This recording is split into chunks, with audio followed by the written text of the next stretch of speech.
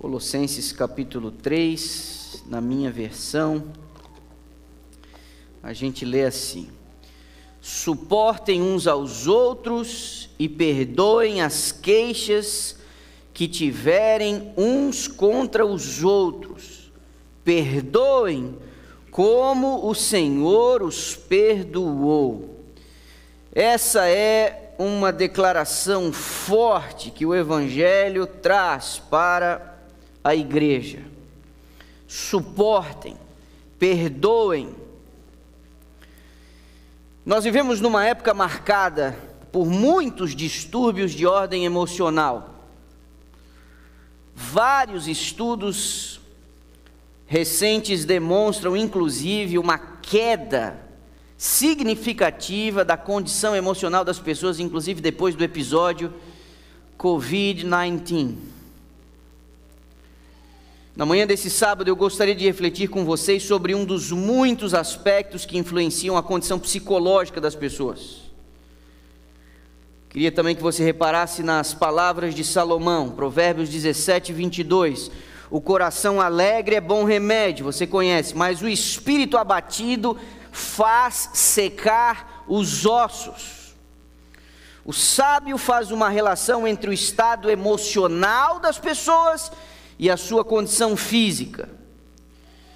Muito tempo depois, uma palavra foi criada, muito tempo depois desse conselho, dessa advertência de Salomão, uma palavra foi criada para se referir a isso, o termo psicossomático. Vem das palavras de origem grega, psique, alma, e soma, corpo. Em outras palavras, doenças psicossomáticas são aquelas que se originam no psicológico e geram consequências físicas no corpo. Esse termo psicossomático, com essa designação, surgiu por volta do século XIX com um médico que também era psicólogo, um alemão chamado Johann Hein Roth. Mas também em meados do século XIX, uma escritora com a 4ª série primária disse o seguinte num dos seus livros, Mente, Caráter e Personalidade, volume 1, página 59. Enfermidades mentais prevalecem por toda parte. 9 em cada 10 pessoas sofrem doenças com origem na mente. De cada 9 doenças do corpo, de cada 10 doenças do corpo, 9 têm origem psicológica. 2 grandes correntes abordam um assunto. A primeira, com ênfase na psicanálise, e a segunda na inspiração biológica. Mas ambas concordam que a mente afeta o corpo e o corpo afeta a mente. É triste reconhecer, é importante a gente entender que o entendimento disso, a compreensão disso, vai contribuir com o nosso bem-estar e com o nosso desenvolvimento espiritual. E é triste reconhecer que mesmo entre os professos cristãos, pode haver quem abrigue no coração ressentimentos de longa data, mágoas, como um carro com um para-choque quebrado, arrastando pelo chão, arranhando e fazendo barulho, e esse é o estrago na alma, mágoas de uma infância distante, de uma juventude distante, de um episódio distante, mágoa, ressentimento. Deixa eu dizer a você,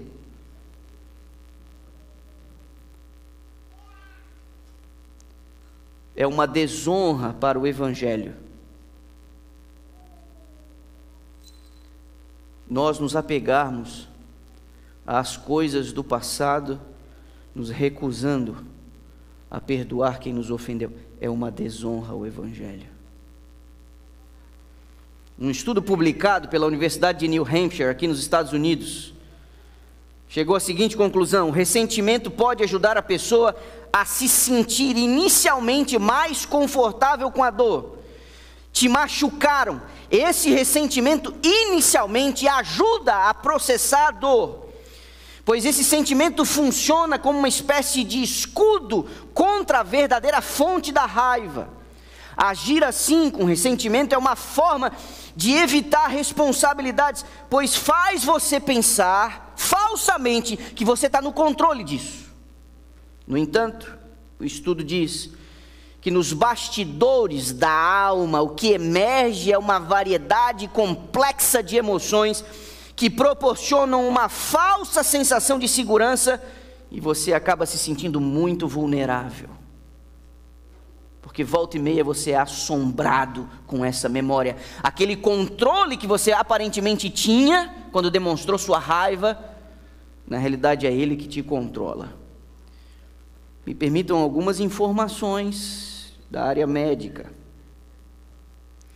Não antes de eu chamar a sua atenção uma cartinha que a senhora White escreveu para uma senhora numa igreja dessa por aí. Olhem aqui para mim, meus irmãos. Como povo remanescente, nós contamos com a ajuda e o auxílio do Espírito de Profecia. Essa senhora escreveu vários livros extraordinários. Mas existe uma porção do material que ela produziu que é chamado de testemunhos. Esses testemunhos são cartas que ela mandou para pessoas em diferentes lugares, em diferentes situações. Estas cartas têm uma aplicação específica àquele caso a que se refere. Algumas vezes, a carta que essa senhora mandou para alguns membros da igreja, líderes da igreja, parentes, essas cartas poderiam ter o meu nome lá no cabeçalho. Porque se eu tiver uma dose mínima de humildade, eu vou perceber que a cartinha que essa senhora mandou para alguém, o chapéu tem a bitola da minha cabeça. Por isso que ler estes testemunhos pode ajudar a gente na nossa caminhada cristã. Eu peguei o trecho de uma cartinha que ela mandou para alguém. Era uma mulher que tinha sérios problemas com seus ressentimentos e com suas mágoas. Olhe como a senhora White se refere. Você tem abrigado ressentimento contra o seu marido e outros que a ofenderam. Todavia, tem deixado de perceber onde errou e tornou as coisas piores pela própria atitude errada. Seu espírito tem sido amargo contra aqueles que lhe fizeram injustiça. Na carta, a profetisa, não desconsidera o fato de que ela foi ofendida. Ela não desconsidera o fato de que sofreu uma injustiça. Ela não desconsidera esse fato. Mas ela está falando para essa senhora sobre como ela está processando essa injustiça e esse agravo contra ela. Seus sentimentos têm se extravasado em reprovação e censura. Isso lhe deu alívio momentâneo. Ora, décadas depois, uma universidade aqui em New Hampshire está dizendo para nós, num estudo empiricamente comprovado, que nós sentimos alívio momentâneo quando nós expressamos os nossos ressentimentos diante do agravo, mas é momentâneo, falso. Isso lhe deu alívio momentâneo a seu sobrecarregado coração, mas deixou uma cicatriz duradoura sobre sua alma. A língua é um pequeno membro, mas você cultivou seu uso impróprio, até que isso se transformou num fogo consumidor, diz a serva do Senhor a essa senhora. Essa manhã eu estou falando para algumas pessoas que inevitavelmente, ainda que eu não conheça a sua vida em detalhes, inevitavelmente, se você não foi ofendido, você será, é uma questão de tempo. Se você não foi traído, você será, é uma questão de tempo. Se não machucaram você injustamente, você será, porque é uma questão de tempo. Sabe por quê? Porque essa é a sorte de todos aqueles que habitam neste planeta. Não tem onde se esconder, nós vamos sofrer. Só que você foi dotado de capacidade para processar o que fizeram com você. Você é dono disso. Quando nós reagimos com raiva e alimentamos a mágoa, há um alívio momentâneo, mas falso e a longo e médio prazo doentio. Um médico especialista em neurologia cognitiva e medicina do sono, chamado Ramiro Castanho, disse o seguinte num dos seus estudos: a exposição excessiva à raiva e ao ressentimento pode modificar o comportamento do cérebro,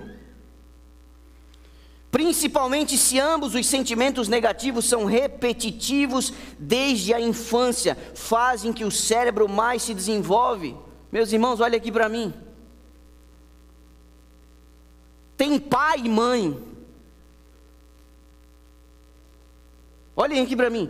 Tem pai e mãe que ficam de mal dos filhos.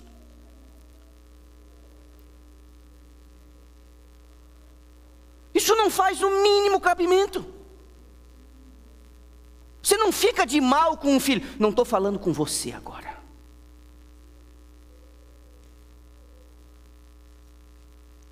Meus irmãos, pai e mãe não faz chantagem emocional com filhos, especialmente na primeira infância e juventude, quando o cérebro alcança a sua plenitude, a sua maturidade, lá depois dos 20. Você não pode fazer jogo psicológico com seus filhos, chantagem emocional com eles. Isso não faz o menor sentido. Você está condicionando seu filho a um caminho doentio e tóxico do ponto de vista emocional.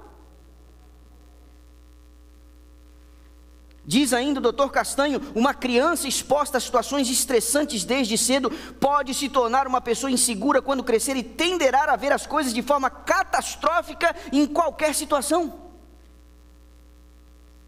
Uma neuropsicoeducadora chamada Jack Delger, ela publicou um estudo no International Journal of Psychotherapy Practice and Research, e ela diz: as emoções mencionadas têm consequências negativas a nível físico.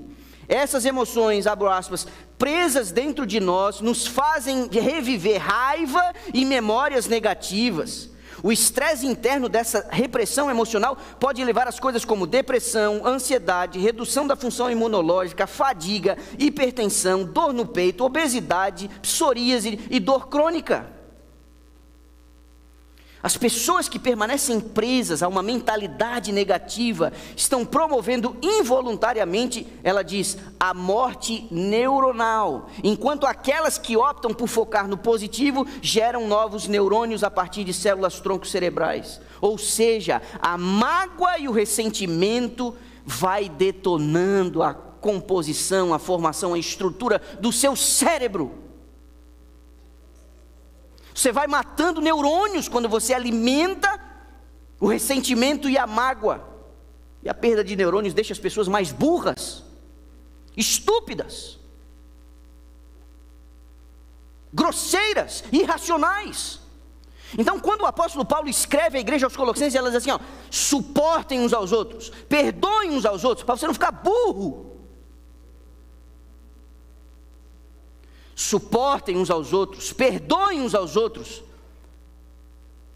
para você não ir morrendo aos poucos.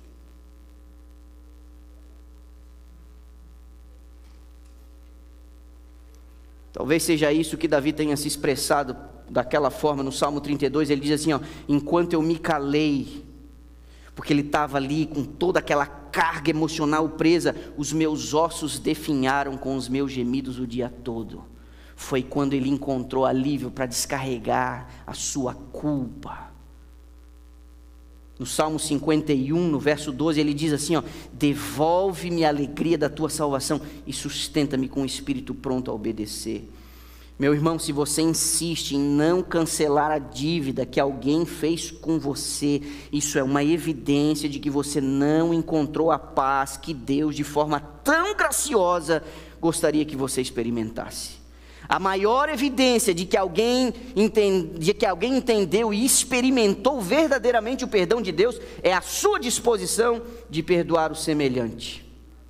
O Hospital Johns Hopkins publicou um estudo que diz: as pessoas que guardam rancor têm maior probabilidade de sofrer de depressão grave e transtorno de estresse pós-traumático, bem como de outros problemas de saúde. Esse ressentimento e rancor pode gerar enormes danos à saúde, enquanto o ato de perdoar, Hospital Johns Hopkins, Não estou falando de Mateus 6, da oração do Pai Nosso, eu estou falando do Hospital John Hopkins. O ato de perdoar pode gerar enormes benefícios à saúde, como reduzir o risco de sofrer um ataque cardíaco, melhorar os níveis de colesterol e o sono, reduzir a dor, pressão arterial, níveis de ansiedade, depressão e estresse. O rancor tem uma química. Existe uma empresa norte-americana em serviços de saúde chamada Piedmont, e eles também produziram um material. Viver em estado crônico de tensão desativa os mecanismos de reparo do corpo, o que aumenta a inflamação e o hormônio do estresse, o tal do cortisol. Estado de tensão. Por outro lado, o perdão ativa o sistema nervoso parasimpático, o que ajuda o sistema imunológico a funcionar com mais eficiência. Abre espaço para hormônios que produzem o bem-estar, como a serotonina e a ocitocina. Cartinha da serva do Senhor, 1883. A tristeza amortece a circulação nos vasos de sangue e nos nervos, também retarda a ação do fígado, estorva o processo da digestão e da nutrição e tem a tendência de ressecar a medula. 1883, a palavra profética. O Dr. Castanho, que eu citei agora há pouco, ele também diz que quando o cortisol sobe, o sistema límbico é ativado, um conjunto de estruturas interligadas que medeiam emoções, aprendizagem e memória. Em resposta a esse processo, o coração bate mais forte, os músculos sangram mais oxigênio entra nos pulmões. E aí, quando isso acontece de forma crônica, todos os dias, porque a mágoa e o ressentimento, ela está ali quando você acorda, está lá quando você está indo dormir, como um carro velho com para-choque quebrado, arranhando e fazendo barulho no seu deslocamento de vida. O sistema límbico trabalha mais, em qualquer situação está prestes a reagir ou perceber o perigo. As pessoas ficam sempre em estado de tensão, qualquer coisa que você cutuca, estouram. Sempre na defensiva, sempre na grosseria. Isso não traz apenas problemas cardiovasculares, mas também problemas metabólicos. Uma vez que você tenha mais cortisol, aumenta a pressão arterial e também o colesterol. Ciência do Bom Viver, 1905. Desgosto, ansiedade, descontentamento, remorso, culpa, desconfiança, todos tendem a consumir as forças vitais e a convidar à decadência e à morte. Meus irmãos, aprender a perdoar, me ouçam, não é apenas uma necessidade de natureza espiritual. Eu não estou hoje tratando da teologia do perdão. Eu estou dizendo para você, através de estudos científicos, que a mágoa, o ressentimento, o rancor está matando você aos poucos e roubando a sua qualidade de vida, transformando você numa pessoa amarga, azeda, raivosa. Foi Shakespeare, me parece, quem disse que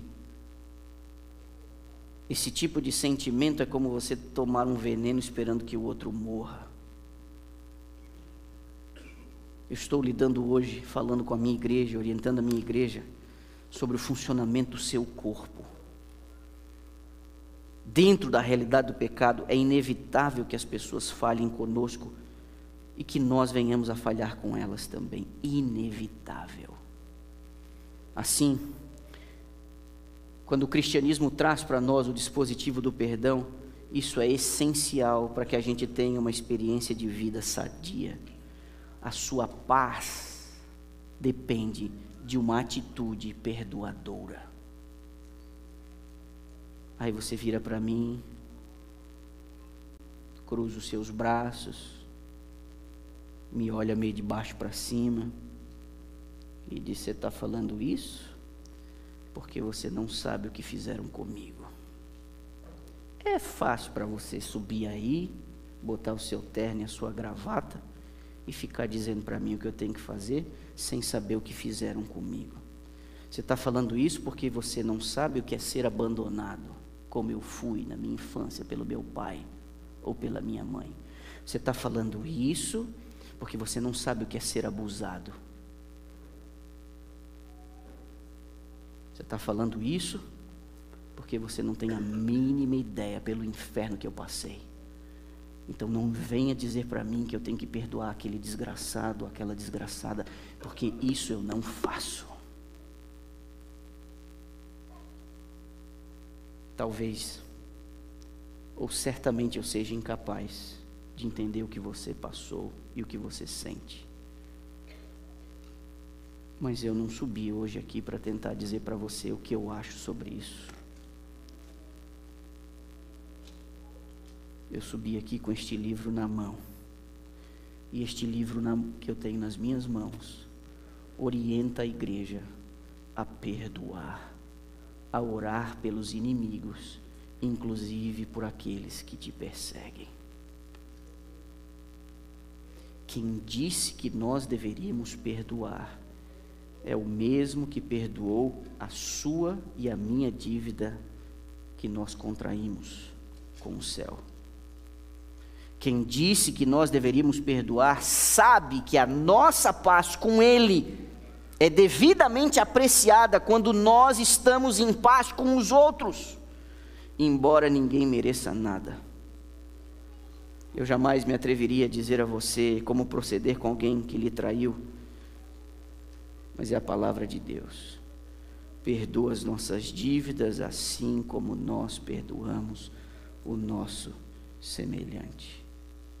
Meu irmão, não perdoar o outro é se colocar numa condição desfavorável para que a gente entenda o perdão de Deus por nós.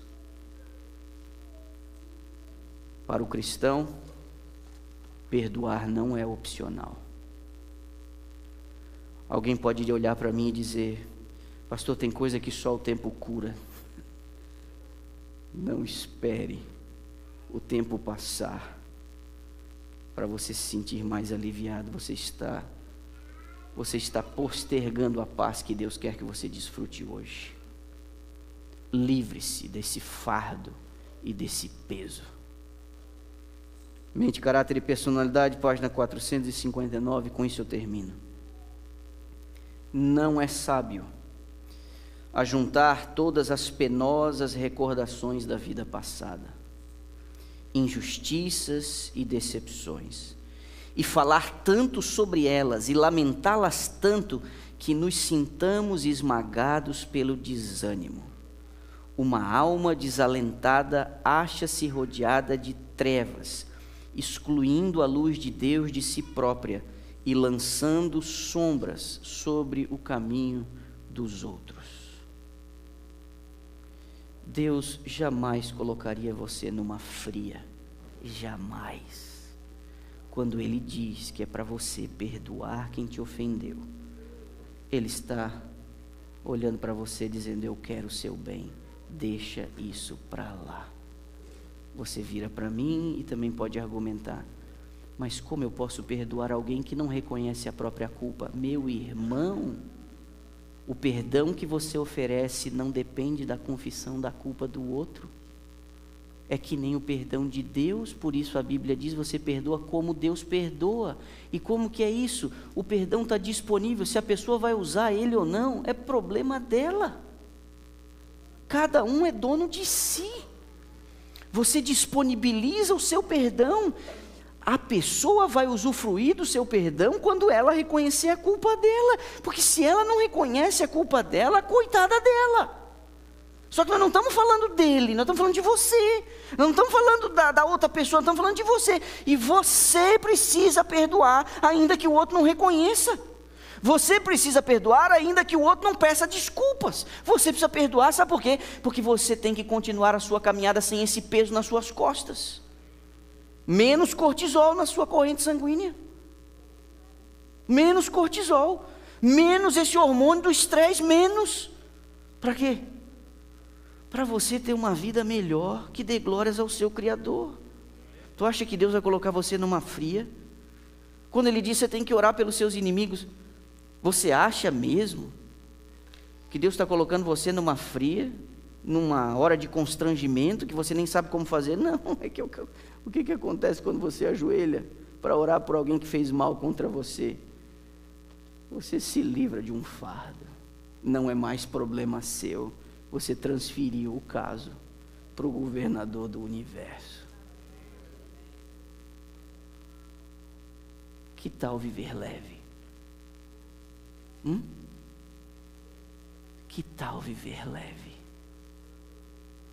Que igreja teríamos se não houvesse entre nós ninguém que abrigasse o ressentimento? Machucaram você? Você passou por um divórcio traumático?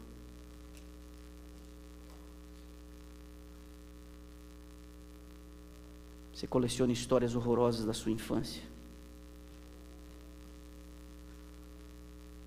O Evangelho quer libertar você de todas essas más memórias, para você ter uma vida plena e feliz, a despeito de tudo isso. Que tal? Que tal?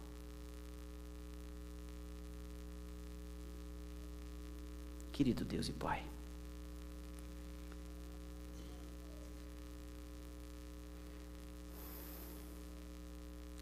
não tem sido fácil para vários de nós lidar com algumas coisas. Alguns já tentaram terapia, mudaram de cidade, casaram de novo, já são adultos, mas ainda são perseguidos por memórias ruins. Oh Deus, o Evangelho é poderoso e libertador, e nós queremos olhar a vida de uma outra forma. Nós não queremos ser cegados pela mágoa. Então nós te pedimos nesse momento, Pai, inicie em nós um processo de cura, para que a gente possa olhar as coisas, a nós mesmos, os outros, numa perspectiva restaurada. E só o Senhor poderia nos conceder tamanho benefício. Alguns de nós até tentamos por nossas próprias forças, mas já falhamos repetidas vezes. Mas o Senhor diz que o seu poder se aperfeiçoa na nossa fraqueza. A tua palavra diz e nos garante que nós podemos em todas as coisas naquele que nos fortalece. Essa é uma coisa importante, e nós queremos entregá-la nas tuas mãos nesse exato momento, Pai. Então, antes de eu despedir a igreja, eu quero dar um tempo para que ela mesma fale com o Senhor. Talvez uma oração de alguns poucos segundos aqui dentro não seja suficiente, mas quem sabe uma conversa possa ser iniciada com o Senhor, e eles terminam essa conversa no quarto deles depois, sozinhos. Mas algo tem que ser começado agora, semelhante aos milagres que Jesus fez no passado, restaurando a visão das pessoas, a pureza delas, colocando aleijados em pé, trazendo pessoas da sepultura, num ato poderoso, extraordinário, milagroso. Que o Senhor toque nossa alma agora, Pai.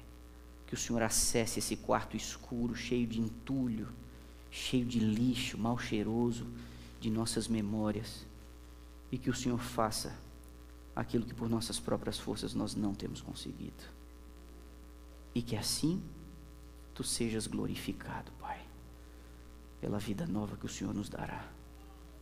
Ouve, por favor, a prece que eles continuam fazendo, diretamente falando com o Senhor. Ouve-os, Pai, atende-os, Pai, por favor.